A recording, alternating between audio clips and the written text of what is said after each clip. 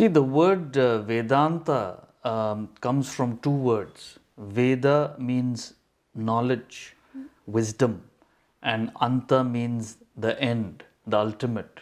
So the word Vedanta literally means the ultimate wisdom. Now, why we call it the ultimate wisdom is because it gives you whatever you want in life. It gives you peace, it gives you productivity and efficiency at work, and ultimately that sense of purpose and fulfillment in life. So it satisfies the human being at every level of his personality, which is why it's called the ultimate wisdom. So why do we need to learn this wisdom? Is not wisdom for life different for different people? See, when you say why you need to learn this wisdom, it's really simple because you have a manual for your car. You buy a car, you have a manual for it, right? You buy a phone, you have a manual. You need to know how to operate it. So, what happened some time ago? I was being driven by somebody to a event, and the car broke down. And how much ever that person tried, he couldn't figure it out. And the mechanic comes, and in literally 30 seconds, he gets the car going. He knows how to operate it. We didn't know. So, similarly, when it comes to life, there is a technique, there's a knowledge of how to live it, and it's universal because there are certain principles that are common to all human beings. Vedanta talks about those principles, about stress, about your relationships, about productivity, concentration. So you need it. Otherwise, if you don't have this knowledge, you fall into all sorts of stress and strain and worries and anxieties. All these problems are because people don't know how to live their life. Another question that arises often is about relationships and how we manage them. It's a major issue for all of us. Can you give us any tips on that? See, relationships, what happens is you start off on the wrong foot. Whenever you relate, let's say you're married to your spouse.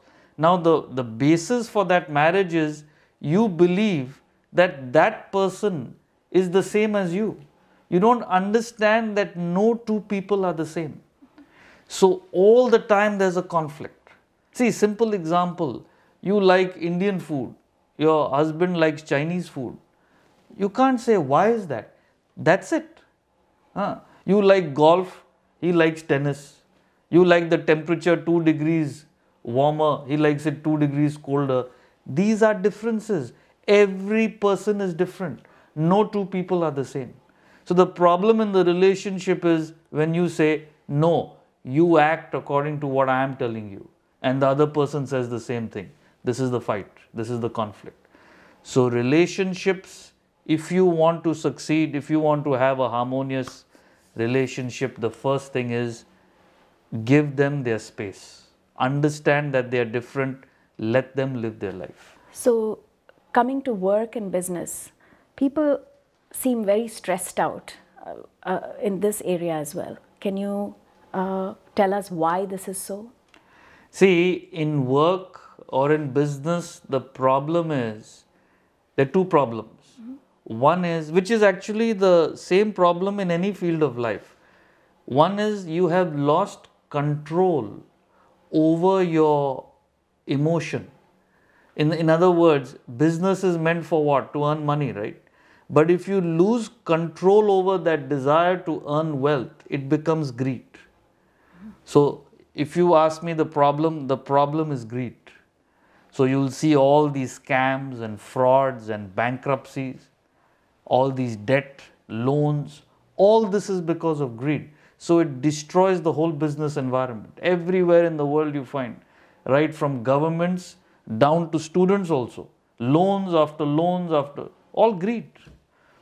So first thing in business is you can go all out, you can earn money, no problem with that. But if you lose control over that emotion, it becomes greed. That's one. So Vedanta gives you an intellect. So Vedanta is all about developing a strong intellect to be able to control your emotion. So once you can control the greed, you'll be fine. The second problem in business is lack of concentration.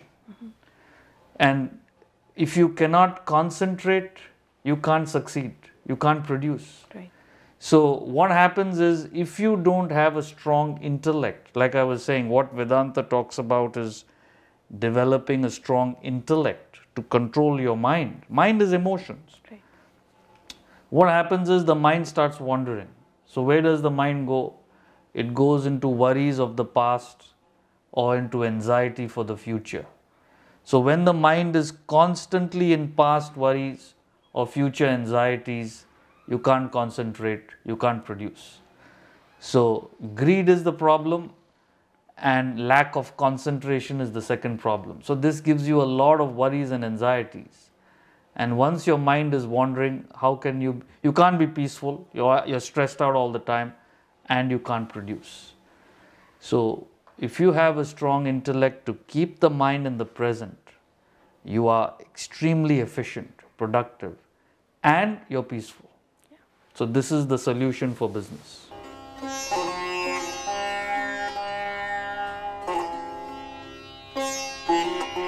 On April 28th, I am speaking at New Brunswick at Rutgers University in New Jersey on the Wisdom for Life. This is a free event. Anybody is welcome to attend, where we will talk about this ancient wisdom of Vedanta, and importantly, how it applies to your day-to-day life in attaining peace, productivity, and purpose in life. So again, April 28th in New Jersey, and for more information, go to vedantausa.org.